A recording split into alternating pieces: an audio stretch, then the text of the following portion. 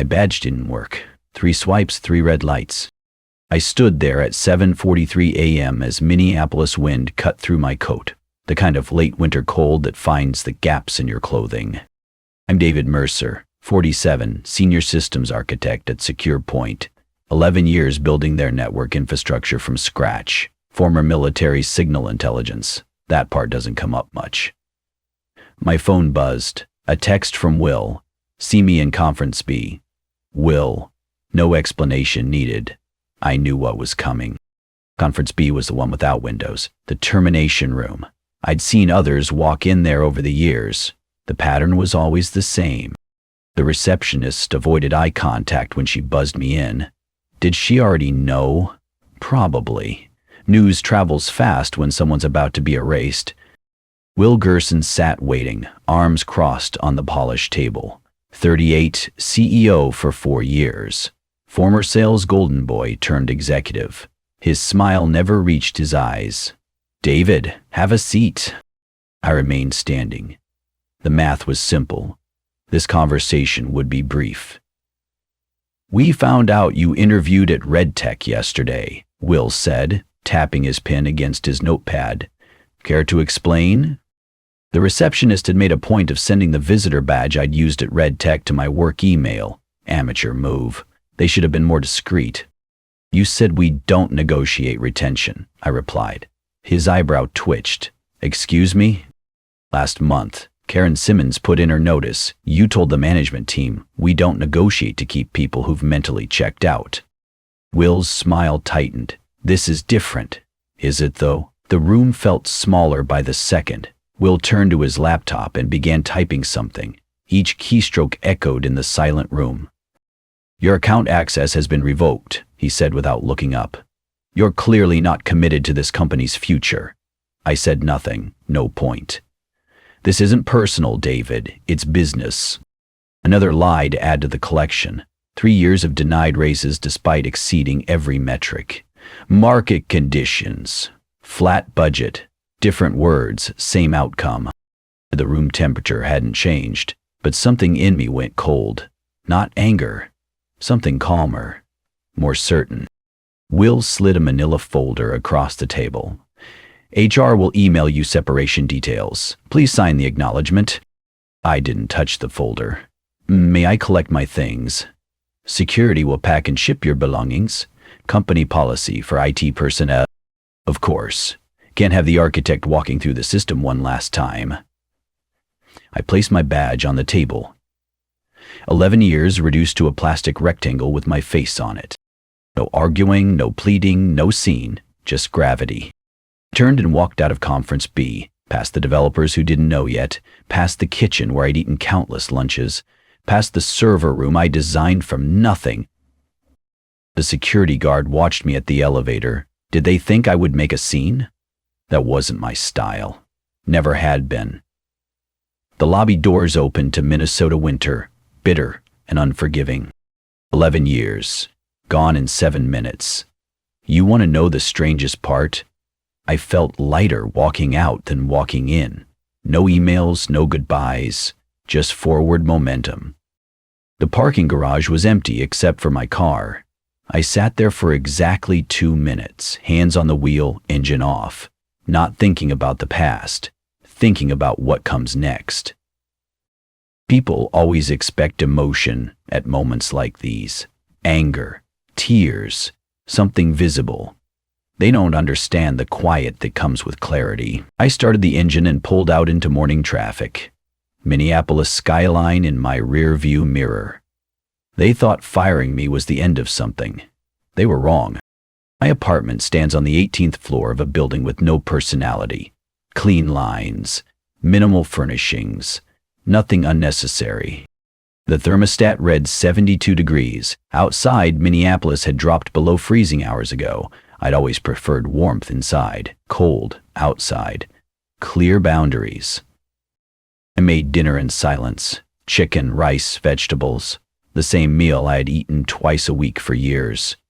The routine remained, even if the job didn't.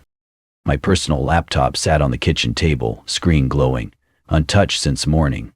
A message from HR had arrived at 4:17 p.m., with separation papers attached.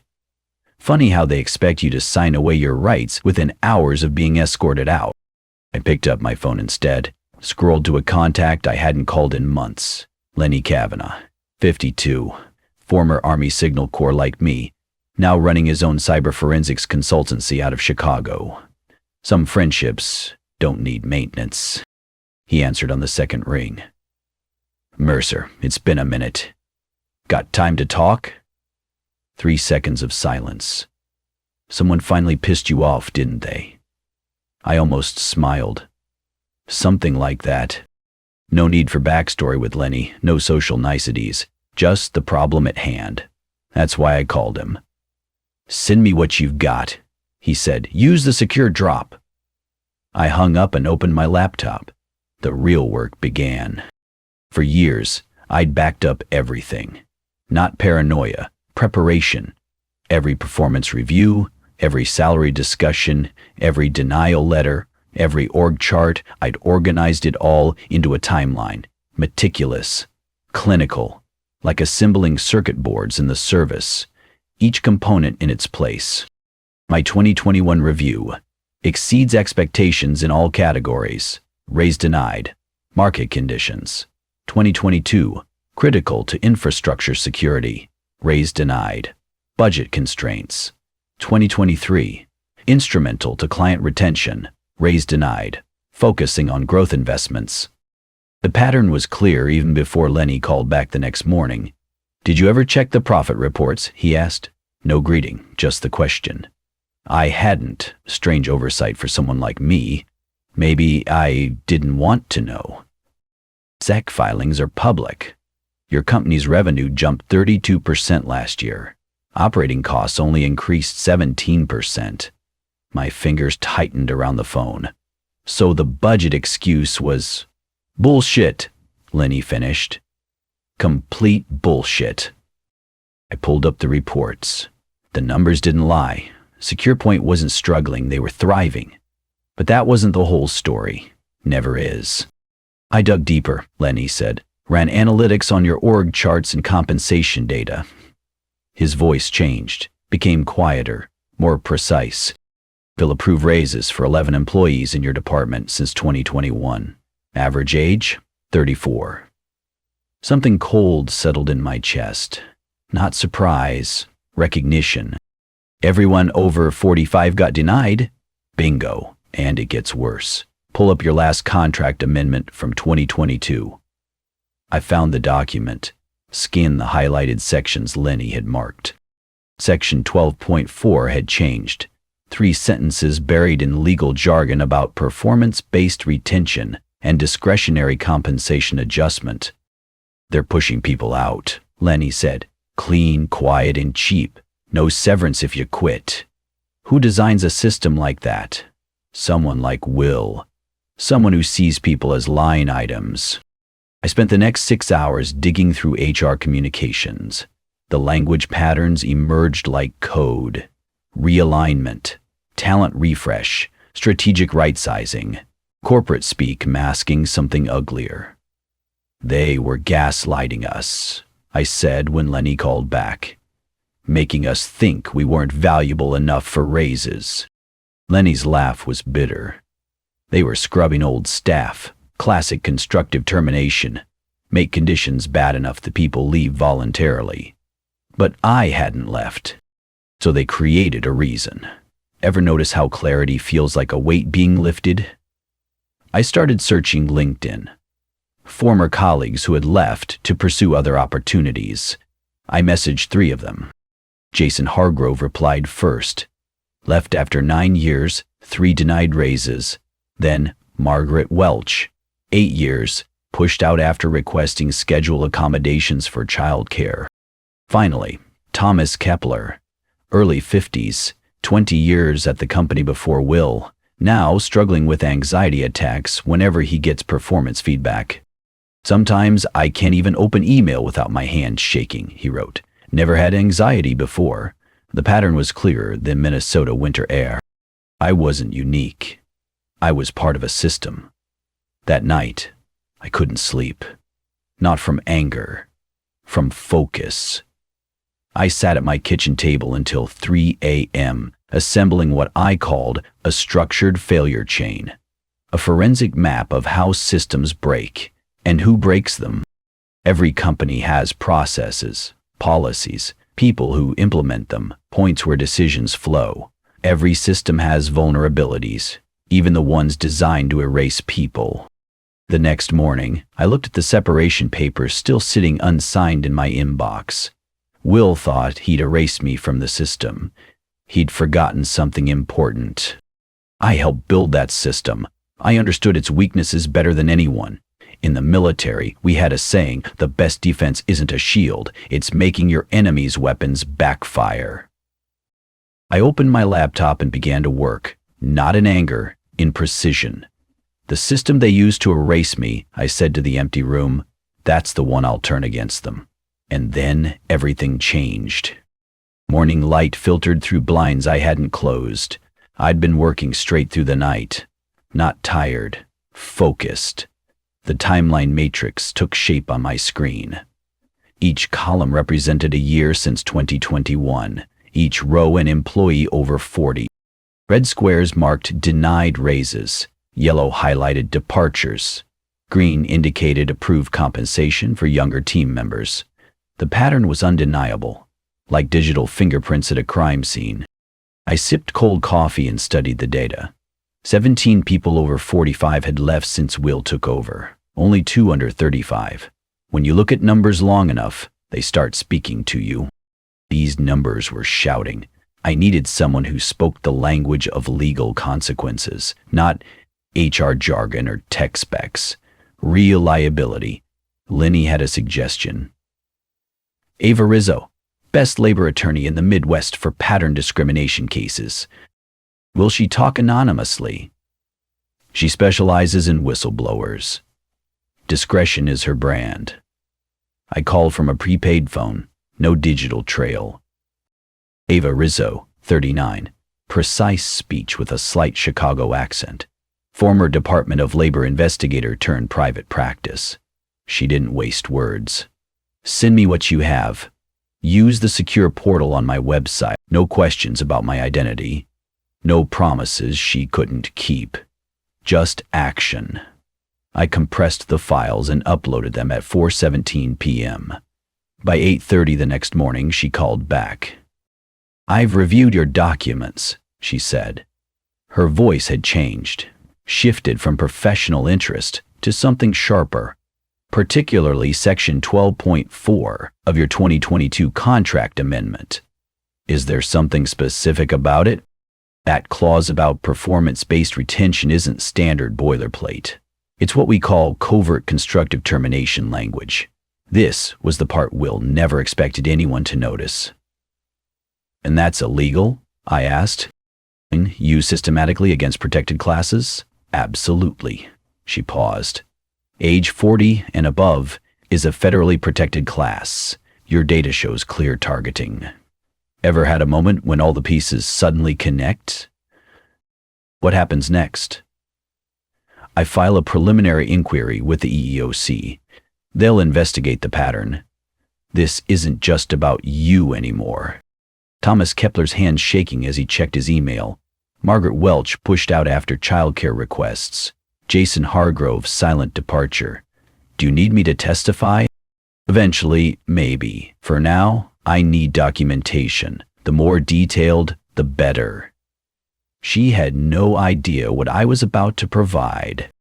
After hanging up, I opened my laptop and pulled up a program I'd built for SecurePoint 3 years earlier, a security monitoring tool we called Canary. Its purpose was simple: flag suspicious account changes and security events, document the chain of actions, generate audit logs. Every company needs checks and balances. I'd modified a version of Canary before my interview at Red Tech. Not sabotage, insurance. The code sat dormant in my personal repository, waiting for the right moment. Here's something most companies don't understand about system architects. We build the foundation everything else stands on. We know where the support beams are and where they aren't. 3 days before my firing, I'd injected the modified Canary into SecurePoint's network during routine maintenance. Standard procedure. No one questioned it. The trigger condition was specific. It would activate only if my account experienced unusual activity patterns, like sudden lockouts during active sessions, the kind that happen when someone's being fired. On the morning Will revoked my access, Canary woke up, silent, invisible, doing exactly what it was designed to do. Log everything. Every keystroke when Will locked my account. Every file accessed afterward. Every deleted email. Every changed permission. All with timestamps. User IDs. IP addresses. The system they used to erase me was now documenting its own actions. I completed my submission to Ava by noon. Then, waited. Some might call it revenge. I saw it as accountability. Every system needs proper checks and balances. For 2 days, nothing happened. I didn't check the news. Didn't call Lenny, just waited. On the 3rd day after my firing, exactly at 9:00 IMM, Will Gerson received an email. I know this because Canary was programmed to record the delivery. Every click, every reaction. From Ava Rizzo, Rizzo Legal Associates, subject, pending action, discriminatory retaliation and constructive termination. The email contained everything: the timeline matrix, the demographic filtration evidence, testimonials from 3 former employees, and one attachment Will couldn't possibly have expected. A complete audit log of the termination process, every action, every deleted file, every account modification, with his digital fingerprints all over it. One chart stood out. A histogram labeled Selective Retention by Age, 202122024. Blue bars for younger employees climbing upward, red bars for older employees plummeting down. Mathematics doesn't lie, it just reveals patterns. I imagine Will's face when he opened that email. The confusion, the disbelief. How could this data exist? He'd watched me leave, confirmed my laptop was wiped clean, made sure I had no access. What he didn't understand, I hadn't taken anything. The system itself was the witness. Canary recorded his reaction too. 7 minutes staring at the screen, 3 attempts to call the company's general counsel, 1 failed attempt to access my terminated account. The corporate board was CC'd on Ava's email. So was the chief compliance officer. Interesting how quickly systems respond when accountability arrives. By noon, SecurePoint's internal security team was investigating. By 3 p.m., they'd confirmed the logs were authentic. No tampering, no fabrication, just truth, automatically documented. That evening, Ava called. They've requested an emergency meeting. The board wants to settle. That was fast. They know what they're facing. Age discrimination cases with this level of documentation are corporate kryptonite. I didn't feel the surge of victory some might expect, just quiet confirmation. Systems work according to their design. People do too. Will had designed a system to quietly push people out, to make them disappear. He never considered that those same people might understand systems better than he did. The next morning I received the first settlement offer, insultingly low. I declined without counter. This wasn't about money, it was about correcting a broken system. Sometimes the most effective revenge isn't destroying your opponent. It's making them face exactly what they've built. Systems unravel in predictable ways when pressure points are exposed, like watching dominoes fall in slow motion. The first one toppled 48 hours after Ava's email landed. They've placed Sandra Kurtz on administrative leave, Lenny reported. His sources inside SecurePoint were still loyal to him. HR director going down first. Classic corporate defense. Find a scapegoat. Contain the damage. Protect the chain of command. Standard procedure. I didn't respond to the news, just noted it in my timeline. Another data point. The next domino. SecurePoint hired Blackstone Digital Forensics to conduct an independent audit. External validation to show they were taking it seriously. Smart move, Ava commented during our daily check-in call. They're trying to get ahead of this before the EEOC investigation formalizes. But corporations forget something fundamental about digital systems. They remember everything, even what you try to hide, especially what you try to hide. Blackstone's preliminary findings leaked to the board within days. Their conclusion was unambiguous. SecurePoint's termination and compensation policies had been systematically manipulated to target employees over 40. The technical term is disparate impact discrimination. The human term is simpler: betrayal. 7 days after my firing, something unexpected happened. A message appeared in my secure drop from an anonymous SecurePoint employee. I'm a junior developer in platform services, been here 2 years. Just found out what happened to you and the others. This isn't what I signed up for. Attached was an internal slide deck labeled Resource Optimization Strategy 2212025. It contained the entire raise denial schema, complete with age brackets and recommended transition timelines. Someone inside had reached their ethical limit. I forwarded it to Ava without comment. Her response came 6 minutes later. I'm sending this to the EEOC investigator, and I know a ProPublica journalist who specializes in workplace discrimination. Did I want public exposure? Not particularly. But systems only change when their failures become visible. Some problems require light. The ProPublica story hit on a Tuesday morning. The headline was clinical in its precision. Silent firings: how age bias masqueraded as budget cuts at a top cyber firm. The reporter had contacted 6 former employees, cross-referenced financial reports, consulted labor experts. The story was meticulously documented. SecurePoint's stock dropped 7% by noon. I didn't watch the financial ticker. Didn't read the comments, just noted the system responding to new information. Markets have their own accountability mechanisms. Ava called at 3:17 p.m. The board's holding an emergency session. Expected. There's more. 3 major clients have put their contracts on hold pending resolution, and the Minnesota State Employees Pension Fund is questioning their investment position. Public institutions can't afford association with discrimination cases. Too much political risk. By evening, the decision had been made. Will Gerson was suspended pending investigation. An interim CEO appointed from the board. All according to corporate crisis protocol. I remained at home. Took no calls, except from Ava and Lenny. Gave no interviews. This wasn't about my voice anymore. It was about the system speaking for itself. The evidence had weight without my narrative attached. 3 days later, Ava forwarded me an email from the EEOC lead investigator. Based on preliminary findings, we're escalating this to formal mediation. The pattern evidence is compelling enough that witness testimony may not be required at this stage. The matrix had done its job. The numbers spoke clearly enough. Early the next morning, SecurePoint issued a public statement. We have identified concerning patterns in our retention and compensation practices that do not reflect our stated values. We take these findings seriously and will cooperate fully with all inquiries. We are committed to making this right for current and former employees affected by these practices. Corporate speak for, we know we're caught.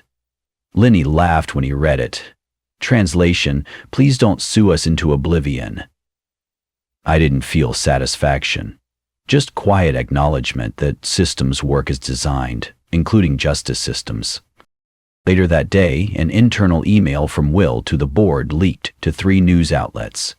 His final attempt at damage control. HR implemented these policies without proper oversight. Legal should have flagged the age distribution issues. I was relying on flawed data provided by the compensation committee. Classic deflection. Blame everyone else. But Will had forgotten about Canary, about the digital trail documenting his direct involvement.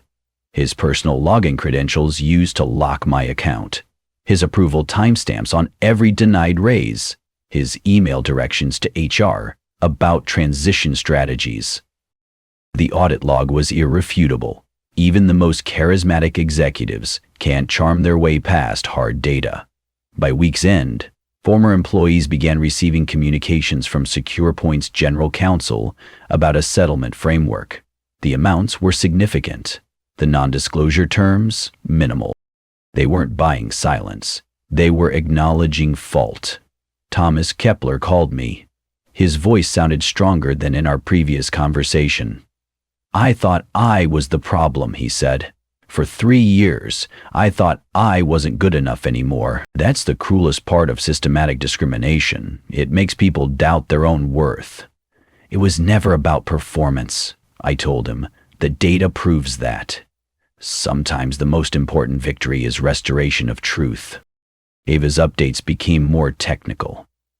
EEOC procedures, settlement frameworks, regulatory implications. I listened without interruption, noted the information, asked clarifying questions. Not because I cared about the money, but because systems need proper recalibration to function correctly. The correction was underway.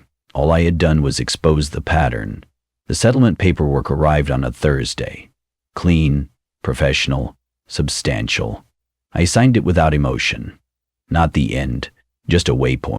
The diner sat just outside Minneapolis, where city lights fade and highway stretches toward darker sky.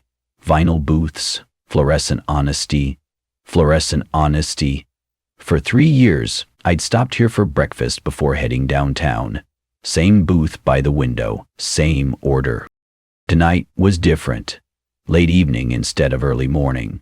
The place nearly empty. Headlights from occasional cars swept across the parking lot. Minnesota's winter was softening at the edges, but darkness still came early. The waitress didn't recognize me.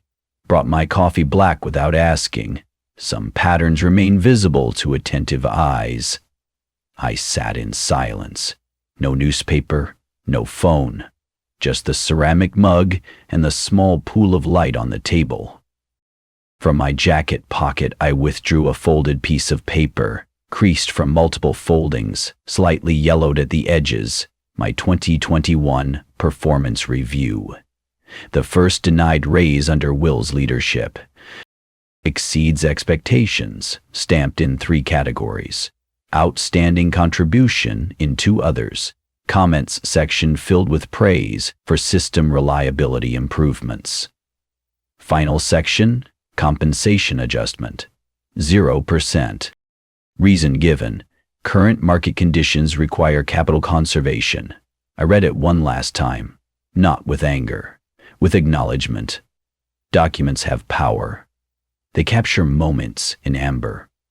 I folded the paper again, a clean, precise crease. Then placed it under my coffee mug on the table.